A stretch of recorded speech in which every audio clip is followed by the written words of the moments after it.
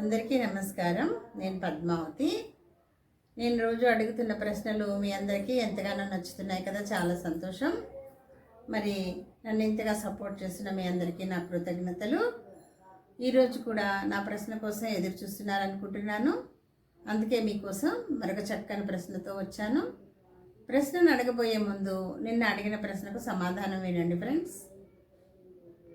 ఆకులేని అడవిలో జీవం లేని జంతువు జీవమున్న జంతువుల్ని వేటాడుతుంది అని కదా అడిగాను ప్రశ్న.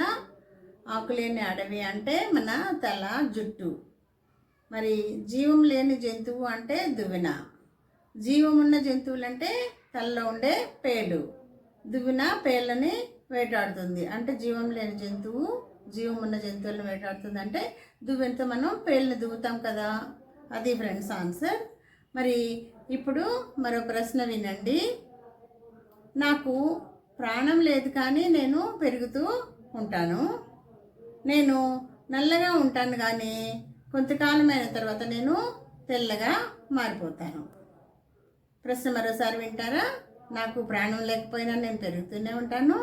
నేను మొదట నల్లగా ఉండి తర్వాత నేను తెల్లగా మారుతాను. అయితే నేను ఎవరిని? మీకు ఆన్సర్ తెలిసినట్లయితే కామెంట్ బాక్స్లో రాయండి ఫ్రెండ్స్. ఒకవేళ ఆన్సర్ మీకు తెలియకపోయినట్లయితే రేపటి వరకు వెయిట్ చేయండి. నా వీడియోలు మీకు నచ్చుతున్నట్లయితే లైక్ చేయండి, షేర్ చేయండి, సబ్స్క్రైబ్ చేసుకొని నాకు సపోర్ట్ చేయండి ప్లీజ్.